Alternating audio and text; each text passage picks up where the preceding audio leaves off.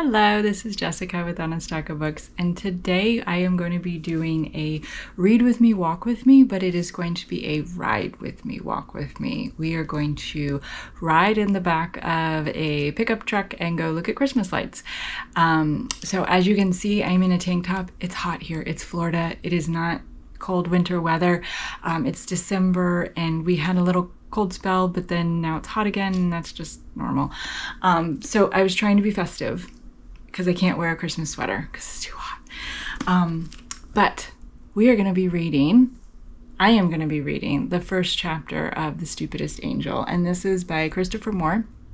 My friend just recently gave me this book and I was like, I really like his stuff. He's funny, it's lighthearted, and so I just thought it's not really like the typical Christmas cozy murder mystery, but it's sort of his version. And so I'm going to read it. I'm going to read you the inside cover just to give you an idea. But Christopher Moore is known for his book Lamb, which was the first one that I read, which was hilarious. And then recently we read his Noir. That was in our book club. But so for The Stupidest Angel, 'twas the night, okay, more like the week before Christmas, and all through the tiny community of Pine Cove, California, people are busy buying, wrapping, packing, and generally getting into the holiday spirit. But not everybody is feeling the joy. Little Joshua Barker is in desperate need of a holiday miracle. No, he's not on his deathbed.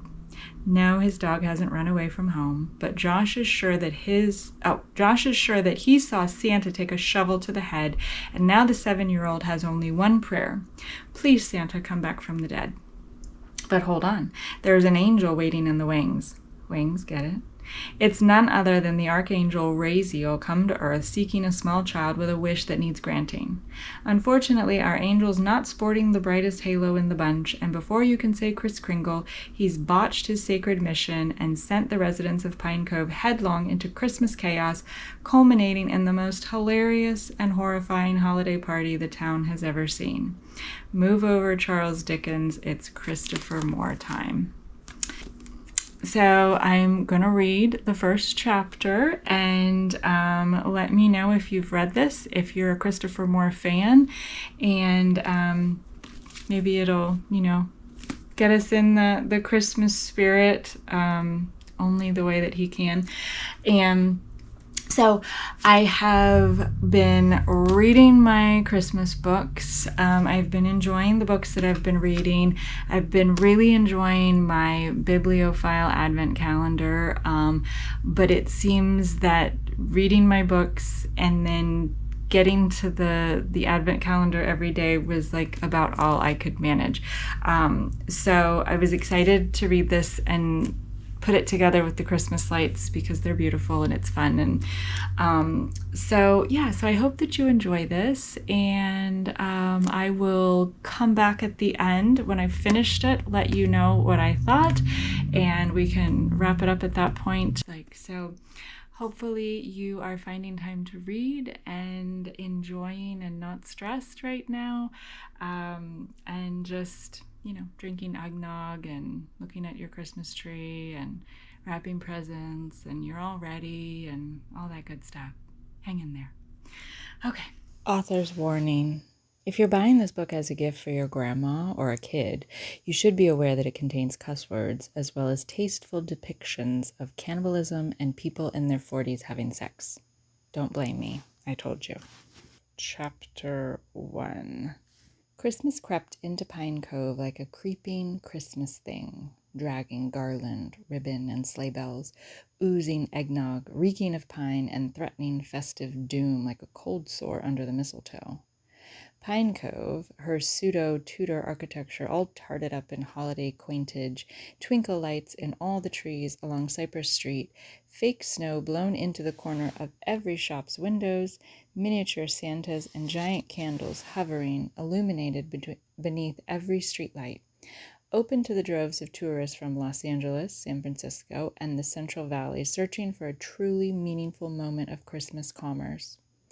Pine Cove, sleepy California coastal village, a toy town a toy town, really, with more art galleries than gas stations, more wine tasting rooms than hardware stores, lay there as inviting as a drunken prom queen, as Christmas loomed only 5 days away. Christmas was coming, and with Christmas this year would come the child. Both were vast and irresistible and miraculous. Pine Cove was expecting only one of the two. Which is not to say that the locals didn't get into the Christmas spirit. The 2 weeks before and after Christmas provided a welcome wave of cash into the town's coffers. Tourists starved since summer. Every waitress dusted off her Santa hat and clip-on reindeer antlers and checked to make sure that there were 4 good pens in her apron. Hotel clerks steeled themselves for the rage of last-minute overbookings, while housekeepers switched from their normal putrid baby powder air fresheners to a more festive putrid pine and cinnamon. Down at the Pine Cove boutique, they put a holiday special sign on the hideous reindeer sweater and marked it up for the 10th consecutive year. The Elks, Moose, Masons, and VFWs were basically the same bunch of drunk old guys planned furiously for their annual Christmas parade down Cypress Street, the theme of which this year would be patriotism in the bed of a pickup, mainly because that had been the theme of their 4th of July parade, and everyone still had the decorations. Many Pine Covers even volunteered to man the Salvation Army kettles down in front of the post office and the Thrifty Mart in 2-hour shifts, 16 hours a day. Dressed in their red suits and fake beards, they rang their bells like they were going for dog spit gold at the Pavlov Olympics. "Give up the cash, you cheap son of a bitch," said Lena Marquez, who was working the kettle that Monday, 5 days before Christmas. Lena was following Dale Pearson, Pine Cove's evil developer, through the parking lot, wringing the bejesus out of him as he headed for his truck. On his way into the Thrifty Mart, he'd nodded to her and said, "Catch you on the way out." But when he emerged 8 minutes later carrying a sack of groceries and a bag of ice, he blew by her kettle like she was using it to render tallow from building inspectors' butts, and he needed to escape the stench. "It's not like you can't afford a couple bucks for the less fortunate." She rang her bell especially hard right by his ear, and he spun around, swinging the bag of ice at her about hip level.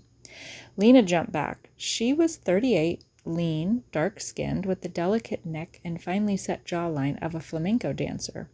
Her long black hair was coiled into 2 Princess Leia cinnabuns on either side of her Santa hat. You can't take a swing at Santa. That's wrong in so many ways, and I don't have time to enumerate them. "You mean to count them," Dale said, the soft winter sunlight glinting off a new set of veneers he'd just had installed on his front teeth. He was 52, almost completely bald, and had strong carpenter's shoulders that were still wide and square, despite the beer gut hanging below. "I mean, it's wrong, and you're cheap." And with that, Lena put the bell next to his ear again and shook it like a red-suited terrier shaking the life out of a screaming brass rat. Dale cringed at the sound and swung the 10-pound bag of ice in a great underhanded arc that caught Lena in the solar plexus and sent her backpedaling across the parking lot, gasping for breath. That's when the ladies at Bulge's called the cops. Well, cop. Bulge's was a women's fitness center located just above the parking lot of the Thrifty Mart, and from their treadmills and stair-climbing machines, the Bulge's members could watch the ins and outs of the local market without feeling as if they were actively spying. So what had started as a moment of sheer glee and a mild adrenaline surge for the 6 of them who were watching as Lena chased Dale through the parking lot turned quickly to shock as the evil developer thwacked the Latin Santa-ette in the breadbasket with a satchel of mini-cubes. 5 of the 6 merely missed a step or gasped, but Georgia Bauman, who had her treadmill cranked up to 8 miles per hour at that very moment because she was trying to lose 15 pounds by Christmas and fit into a red sequined sheath cocktail dress her husband had bought for her in a fit of sexual idealism, bowled backward off her treadmill and landed in a colorful spandex tangle of yoga students who had been practicing on the mats behind her. "Ow, my ass chakra." "That's your root chakra." "Feels like my ass." "Did you see that? He nearly knocked her off her feet, poor thing." "Should we see if she's all right?" "Someone should call Theo." The exercisers opened their cell phones in unison like the jets flicking switchblades as they gaily danced into a West Side Story gang fight to the death. Why did she ever marry that guy anyway? He's such an asshole. She used to drink. Georgia, are you all right, honey? Can you get Theo by calling 911? That bastard is just going to drive off and leave her there. We should go help. I've got 12 more minutes on this thing. The cell reception in this town is horrible. I have Theo's number on speed dial for the kids. Let me call. Look at Georgia and the girls. It looks like they were playing Twister and fell. Hello, Theo. This is Jane down at Bugles. Yes. Well, I just glanced out the window here, and I noticed that there might be a problem over at the Thrifty Mart.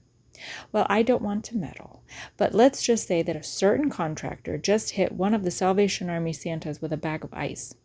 Well, I'll look for your car then. She flipped the phone shut. He's on his way. Theophilus Crow's mobile phone played 8 bars of Tangled Up in Blue in an irritating electronic voice that sounded like a choir of suffering houseflies, or Jiminy Cricket huffing helium, or, well, Bob Dylan. Anyway, by the time he got the device open, 5 people in the produce section of the Thrifty Mart were giving him the hairy eyeball hard enough to wilt the arugula right there in his cart. He grinned as if to say, sorry, I hate these things too, but what are you going to do? Then he answered, Constable Crow, just to remind everyone that he wasn't dicking around here. He was the law. In the parking lot of the Thrifty Mart? Okay, I'll be right there. Wow, this was convenient. One thing about being the resident lawman in a town of only 5,000 people, you were never far from the trouble. Theo parked his cart on the end of the aisle and loped by the registers and out the automatic doors to the parking lot. He was a denim and flannel-clad praying mantis of a man, 6'6", 180, and he only had 3 speeds: amble, lope, and still. Outside, he found Lena Marquez doubled over and gasping for breath. Her ex-husband, Dale Pearson, was stepping into his 4-wheel drive pickup. Right there, Dale. Wait, Theo said. Theo ascertained that Lena had only had the wind knocked out of her and was going to be okay, then addressed the stocky contractor who had paused with one boot on the running board, as if he'd be on his way as soon as the hot air cleared out of the truck. What happened here? The crazy bitch hit me with that bell of hers. Did not, gasped Lena. I got a report you hit her with a bag of ice, Dale. That's assault. Dale Pearson looked around quickly and spotted the crowd of women gathered by the window over at the gym.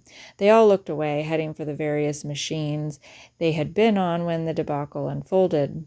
Ask them, they'll tell you she had that bell right upside my head. I just reacted out of self-defense. He said he'd donate when he came out of the store, then he didn't, Lena said, her breath coming back. That's an implied contract there. He violated it, and I didn't hit him. She's a fucking nutcase. Dale said it like he was declaring water wet, like it was just understood. Theo looked from one of them to the other. He'd dealt with these two before, but thought it had all come to rest when they divorced 5 years ago. He'd been constable of Pine Cove for 14 years. He'd seen the wrong side of a lot of couples. First rule in a domestic situation was separate the parties, but that appeared to have already been accomplished. You weren't supposed to take sides, but since Theo had a soft spot for nutcases, he'd married one himself, he decided to make a judgment call and focus his attention on Dale. Besides, the guy was an asshole. Theo patted Lena's back and loped over to Dale's truck. Don't waste your time, hippie, Dale said. I'm done. He climbed into his truck and closed the door. Hippie, Theo thought. Hippie? He'd cut his ponytail years ago. He'd stopped wearing Birkenstocks. He'd even stopped smoking pot. Where did this guy get off calling him a hippie? Hippie, he said to himself. Then, hey! Dale started his truck and put it into gear. Theo stepped up on the running board, leaned over the windshield, and started tapping on it with a quarter he'd fished from his jeans pocket. Don't leave, Dale. Tap, tap, tap. You leave now, I'll put a warrant out for your arrest. Tap, tap, tap. Theo was pissed now. He was sure of it. Yes, this was definitely anger now. Dale threw the truck into park and hit the electric window button. What? What do you want? Lena wants to press charges for assault. Maybe assault with a deadly weapon. I think you'd better rethink leaving right now. Deadly weapon? It was a bag of ice. Theo shook his head, affected a whimsical storyteller's tone. A 10-pound bag of ice. Listen, Dale, as I drop a 10-pound block of ice on the courtroom floor in front of the jury. Can you hear it? Can you just see the jury cringe as I smash a honeydew melon on the defense attorney's table with a 10-pound block of ice? Not a deadly weapon? Ladies and gentlemen of the jury, this man, this reprobate, this redneck, this, if I may, clump-filled cat box of a man, struck a defenseless woman. A woman who, out of the kindness of her heart, was collecting for the poor. A woman who was only... But it's not a block of ice. It's... Theo raised a finger in the air. Not another word, Dale. Not until I read you your rights. Theo could tell he was getting to Dale. Veins were starting to pulse in the contractor's temples, and his bald head was turning bright pink. Hippie, huh? Lena is definitely pressing charges, aren't you, Lena? Lena had made her way to the side of the truck. No, Lena said. Bitch, Theo said. It slipped out before he could stop himself. He'd been on such a roll. See how she is, said Dale. Wish you had a bag of ice now, don't you, hippie? I'm an officer of the law, Theo said, wishing he had a gun or something. He pulled his badge wallet out of his back pocket, but decided that it was a little late for ID, since he'd known Dale for nearly 20 years. Yeah, and I'm a caribou, Dale said, with more pride than he really should have had about that. I'll forget all about it if he puts $100 in the kettle, Lena said. You're nuts, woman. It's Christmas, Dale. Fuck Christmas and fuck you. There's no need for that kind of talk, Dale, Theo said, going for the peace officer. You can just step out of the truck. $50 in the kettle and he can go, Lena said. It's for the needy. Theo whipped around and looked at her. You can't plea bargain in the parking lot of the Thrifty Mart. I had him on the ropes. Shut up, hippie, Dale said. Then to Lena, you'll take 20 and the needy can get bent. You can get a job like the rest of us. Theo was sure he had handcuffs in the Volvo, or were they still on the bedpost at home? That is not the way we... 40, Lena shouted. Done, Dale said. He put 2 20s from his wallet, wadded them up, and threw them out the window so they bounced off Theo Crow's chest. He threw the truck in gear and backed out. Stop right there, Theo commanded. Dale righted the truck and took off. As the big red pickup passed Theo's Volvo station wagon parked 20 yards up the lot, a bag of ice came flying out of the window and exploded against the Volvo's tailgate, showering the parking lot with cubes, but otherwise doing no damage whatsoever. Merry Christmas, you psycho bitch, Dale shouted out of the window as he turned onto the street. And to all a good night, hippie. Lena had tucked the wadded bills into her Santa suit and was squeezing Theo's shoulders as the red truck roared out of sight. Thanks for coming to my rescue, Theo. Not much of a rescue. You should press charges. I'm okay. He'd have gotten out of it anyway. He has great lawyers, trust me. I know. Besides, $40. That's the Christmas spirit, Leo said, not able to keep from smiling. You sure you're okay? I'm fine. It's not the first time he's lost it with me. She patted the pocket of her Santa suit. At least something came of it. She started back to her kettle and Theo followed. You have a week to file charges if you change your mind, Theo said. You know what, Theo? I really don't want to spend another Christmas obsessing on what a complete waste of humanity Dale Pearson is. I'd rather let it go. Maybe if we're lucky, he'll be one of those holiday fatalities we're always hearing about. That would be nice, said Theo. Now who's in the Christmas spirit? In another Christmas story, Dale Pearson, evil developer, self-absorbed woman hater, and seemingly unredeemable curmudgeon, might be visited in the night by a series of ghosts who, by showing him bleak visions of Christmas future, past, and present, would bring about in him a change to generosity, kindness, and a general warmth toward his fellow man. But this is not the kind of Christmas story, so here, in not too many pages, someone is going to dispatch the miserable son of a bitch with a shovel. That's the spirit of Christmas, yet to come in these parts. Ho, ho, ho. So I finished it and it was good. It was a definite Christopher Moore where there's a lot of characters, a lot of storylines that eventually come together. That sort of seems to be his writing style. But basically, you know, there there's an angel that comes because this little boy has a wish that can only be answered with magic, and he sees Santa die, and so he wants Santa to not die. But the angel doesn't, grant the wish the way that he intended.